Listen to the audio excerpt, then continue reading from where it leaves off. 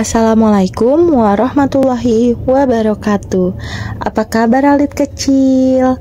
Ketemu lagi di video pembelajaran kita mengenai batik.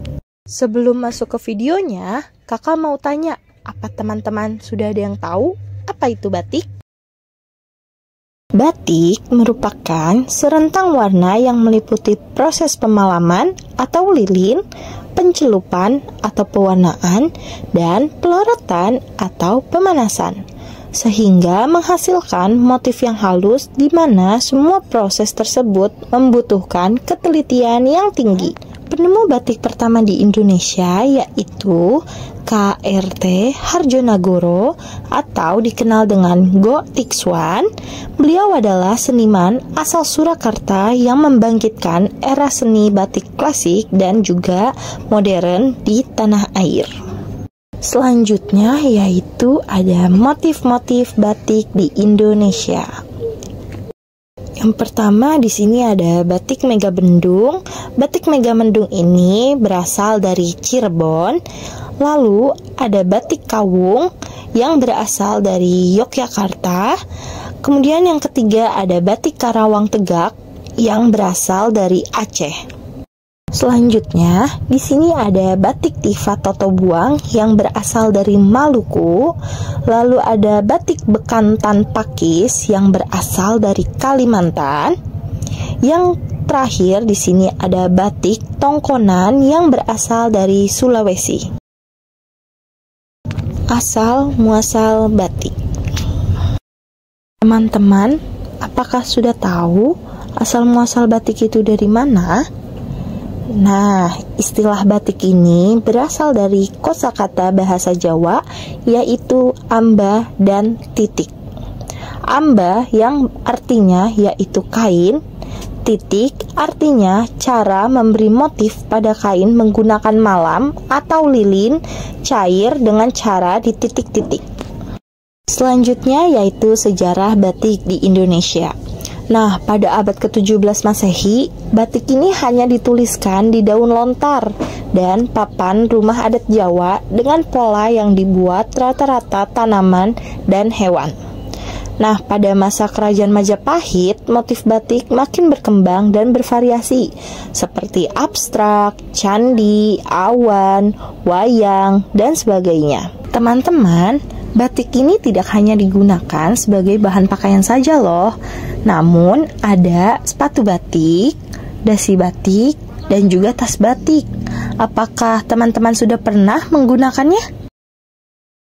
Selanjutnya yaitu ciri khas batik di tiap pulau Indonesia. Yang pertama, batik di Pulau Jawa.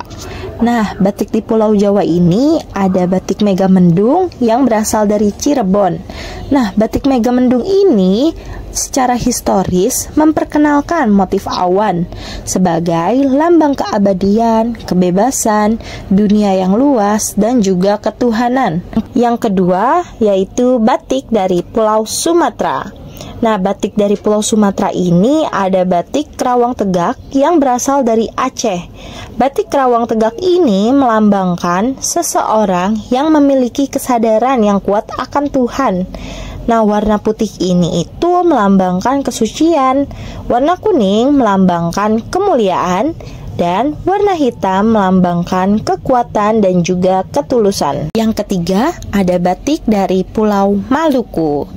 Batik dari Pulau Maluku ini ada batik Tifa Totobuang yang menggambarkan alat musik tradisional Maluku yang merupakan perpaduan antara alat musik tifa dan totobuang. Yang keempat, ada batik dari Pulau Kalimantan. Batik dari Pulau Kalimantan ini ada batik Bekantan Pakis yang menggambarkan tanaman pakis asli di Kalimantan Utara, dan bekantan yaitu monyet Kalimantan langka yang berhidung besar. Tanaman pakis ini melambangkan umur yang panjang dan keabadian. Bekantan digambarkan sebagai usaha membantu pelestariannya. Yang kelima, ada batik dari Pulau Sulawesi.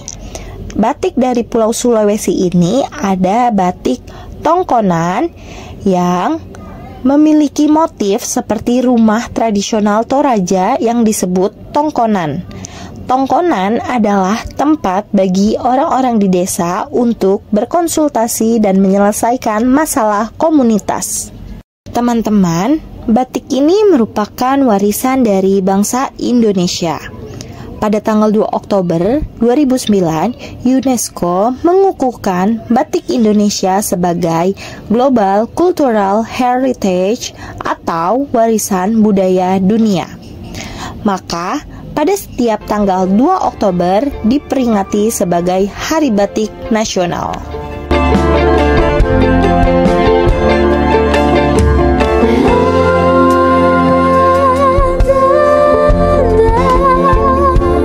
Selanjutnya yaitu cara pembuatan batik. Apakah teman-teman sudah mengetahui bagaimana cara pembuatan batik? Kalau belum, yuk kita simak bersama bagaimana cara pembuatan batik. Alat dan bahan untuk membuat batik dengan cara canting. Yang pertama ada canting. Canting ini adalah alat yang digunakan untuk mengambil lilin dari wadah dan membuat motif pada kain. Canting tradisional biasanya terbuat dari tembaga dengan gagang bambu. Yang kedua, kain mori. Kain mori ini adalah kain yang digunakan sebagai tempat untuk melukis batik. Yang ketiga, malam atau lilin.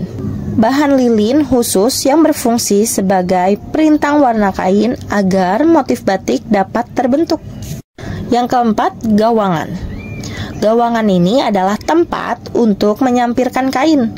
Bentuknya mirip seperti penggantung pakaian. Yang kelima, wajan dan kompor. Wajan dan kompor ini digunakan untuk memanaskan lilin. Yang keenam, larutan pewarna. Larutan pewarna ini adalah zat perwarna yang berfungsi untuk mewarnai batik. Ketujuh, ember atau bak. Ember atau bak ini untuk proses pencelupan warna.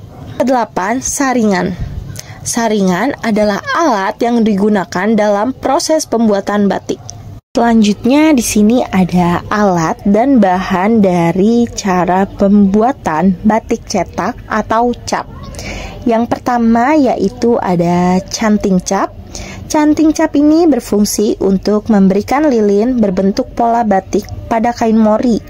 Nah, canting cap ini biasanya terbuat dari tembaga karena sifatnya yang lentur, tahan panas, dan mudah untuk membuat pola. Yang kedua ada meja cap. Meja cap ini berfungsi untuk mengecap kain mori. Meja cap biasanya terbuat dari kayu dan disesuaikan dengan ukuran kain mori. Yang ketiga ada loyang. Loyang merupakan tempat untuk memanaskan malam atau lilin. Loyang yang digunakan biasanya terbuat dari tembaga berbentuk lingkaran dengan diameter sekitar 40-50 cm dan tinggi 4,5 cm. Yang keempat yaitu kompor. Kompor ini yaitu alat untuk memanaskan malam atau lilin agar tetap cair dan tidak menggumpal. Selanjutnya yang kelima yaitu ada malam atau lilin. Bahan lilin ini khusus berfungsi sebagai perintang warna kain agar motif batik dapat terbentuk. Yang keenam ada kain mori. Kain mori ini digunakan sebagai tempat melukis batik. Selanjutnya yang ketujuh ada pewarna batik. Nah, pewarna batik ini berfungsi untuk mewarnai batik. Biasanya pewarna batik itu bisa buatan ataupun bisa berupa dari alami. Yang alami itu berasal dari misalnya dari sayur-sayuran, buah-buahan, dan sebagainya. Alat dan bahan untuk membuat batik ikat atau tie-dye. Yang pertama yaitu kain. Nah, kain ini digunakan untuk melukis batik. Yang kedua, pewarna tekstil atau wantex. Nah, pewarna tekstil ini atau biasa disebut dengan wantex digunakan sebagai pewarna untuk melukis batik. Wantex berbentuk bubuk yang nantinya akan dicampurkan ke dalam air supaya teksturnya mencair. Lalu yang ketiga ada botol pewarna. Botol pewarna ini digunakan sebagai wadah untuk mencampurkan Wantex dengan air supaya teksturnya cair dan lebih memudahkan untuk mewarnai kain. Yang keempat yaitu karet gelang. Karet gelang digunakan untuk mengikat kain supaya lebih mudah membentuk motif batik. Yang kelima, air. Air digunakan sebagai pelarut pewarna tekstil supaya tekstur menjadi lebih cair. Batik merupakan warisan budaya yang sangat berharga. Dengan mempelajari batik, kita turut melestarikan warisan budaya bangsa ini, sekaligus menambah wawasan. Mari bersama-sama kita melestarikan dan memajukan batik agar tetap menjadi kebanggaan nasional Indonesia. Ya, akhirnya kita sudah sampai di penghujung video. Bagaimana? Apakah kalian sudah mengetahui batik Indonesia? Sebagai warga negara Indonesia, kita harus mencintai batik dan terus melestarikannya. Sampai jumpa di video pembelajaran selanjutnya ya.